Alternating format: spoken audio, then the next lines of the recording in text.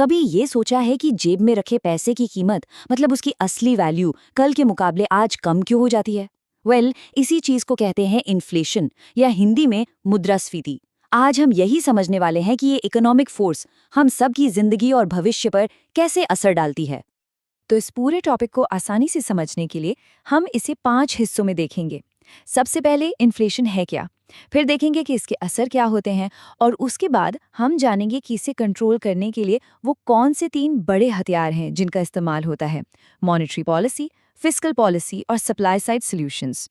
तो चलिए सबसे पहले और सबसे बेसिक सवाल से शुरू करते हैं कि आखिर ये इन्फ्लेशन या मुद्रास्फीति है क्या चीज।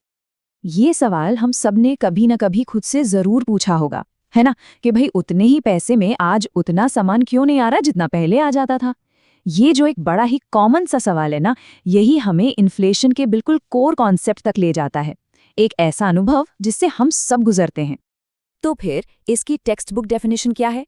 देखिए, इन्फ्लेशन वो रेट है जिस पर गुड्स और सर्विसेज यानी चीज़ों और सेवाओं की कीमतें बढ़ रही होती हैं, और इसका सीधा नतीजा ये होता है कि करेंसी की जो परचेजिंग पावर है यानी खरीदने की ताकत वो कम हो जाती है। बिल्कुल सीधी सी बात है, कीमतें ऊपर जाती हैं और पैसे की वैल्यू नीचे आती है। इसको एक और तरीके से समझिए। मान लीजिए आपकी शॉपिंग कार्ट धीरे धीरे सिकुड़ रही है, मतलब समय के साथ उतने ही पैसों में उस कार्ट में कम सामान फिट हो रहा है। बस यही है इन्फ्लेशन का सबसे सीधा और सबसे आम असर। ठीक है, तो अब जब ये समझ आ गया है कि इन्फ्लेशन है क्या, तो चलिए अब बात करते हैं इसके असर की। क्योंकि इन्फ्लेशन का असर सब पर एक जैसा नहीं होता। इसमें कुछ लोग फायदे में रहते हैं तो कुछ को नुकसान होता है। देखते हैं कैसे। देखिए, इन्फ्लेशन एक तरह से पैसे को रीडिस्ट्रीब्यूट करता है, मतलब दौलत को यहाँ से वहाँ करता है। तो नुकसान में कौन रहता है? सबसे पहले तो लेनदार, यानी जिन्होंने पैसा उधार दिया है, क्योंकि उन्हें जो पैसा वापस मिलता है उसकी कीमत घट चुकी होती है। फिर आते हैं बचत करने वाले लोग, उनकी सेविंग्स की वैल्यू कम हो जाती है। और वो लोग जिनकी इनकम फिक्स्ड है, उनकी सैलरी से अब पहले जितना सामान नहीं आता। अच्छा, तो फिर फायदे में कौन रहता है? इसमें सबसे ऊपर हैं कर्जदार, यानी जिन्होंने लोन लिया है। क्यों?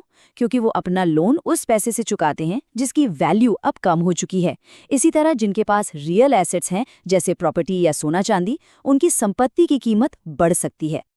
लेकिन इसका असर सिर्फ लोगों की जेब तक ही नहीं रहता, पूरी की पूरी इकोनॉमी पर इसका बहुत गहरा प्रभाव पड़ता है। सोचे, जब भविष्य को लेकर अनिश्चितता होती है तो इन्वेस्टर्स का कॉन्फिडेंस कम हो जाता है, मार्केट में एक तरह की बेचैनी आ जाती है, लोग अपने खर्च करने का पैटर्न बदल देते हैं। और तो और देश की चीजें अंतर्राष्ट्रीय बाजार में महंगी हो जाती हैं, जिससे कंपेटिटिवनेस पर भी असर पड़ता है। तो सवाल ये उठता है कि भाई इसे कंट्रोल कैसे किया जाता है। इसका पहला और सबसे बड़ा टूल किट है मॉनेटरी पॉलिसी, यानी मौद्रिक नीति। ये वो हथियार हैं जो किसी भी देश के सेंट्रल बैंक के हाथ में होते हैं, जैसे भारत में रिजर्व बैंक ऑफ इंडिया। इसमें सबसे कॉमन तरीका है इंटरेस्ट रेट्स, यानी ब्याज दरों को बढ़ाना। अब जरा इसका पूरा चेन रिएक्शन समझिए। सबसे पहले सेंट्रल बैंक इंटरेस्ट रेट्स बढ़ाता है। इससे जो कमर्शियल बैंक्स हैं उनके लिए उधार लेना महंगा हो जाता है। अब जब बैंकों के लिए पैसा महंगा हुआ तो वो आम लोगों और बिजनेस के लिए लोन और भी महंगे कर देते हैं। और इसका नतीजा क्या होता है? बिल्कुल सही, लोग और कंपनियां कम खर्च करती हैं, इन्वेस्टमेंट धीमा पड़ जाता है, और जब डिमांड कम होती है तो इन्फ्लेशन भी धीरे धीरे कंट्रोल में आने लगता है।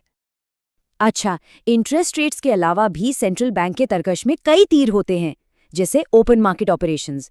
इसमें क्या होता है कि बैंक गवर्नमेंट सिक्योरिटीज बेचकर मार्केट से पैसा खींच लेता है, मतलब मनी सप्लाई कम कर देता है।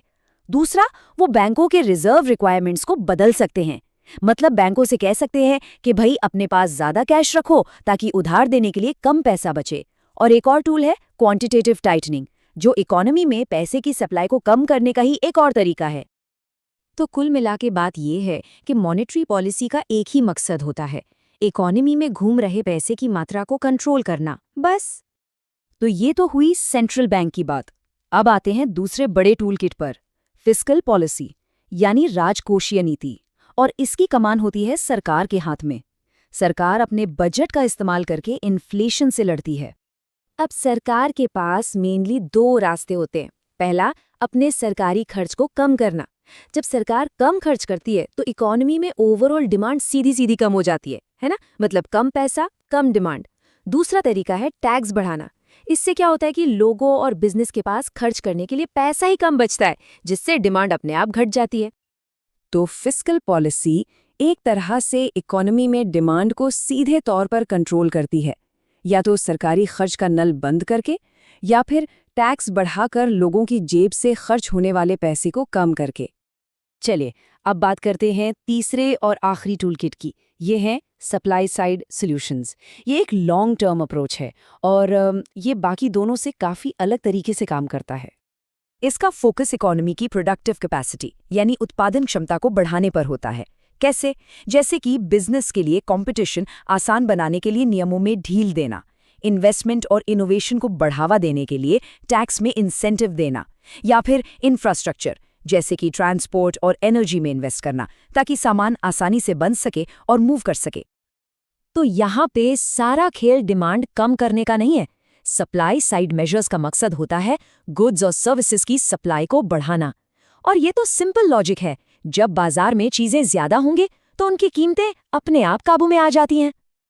तो चलिए फटाफट से एक रीकैप कर लेते हैं। इन्फ्लेशन को कंट्रोल करने के लिए हमारे पास 3 मेन टूल किट हैं।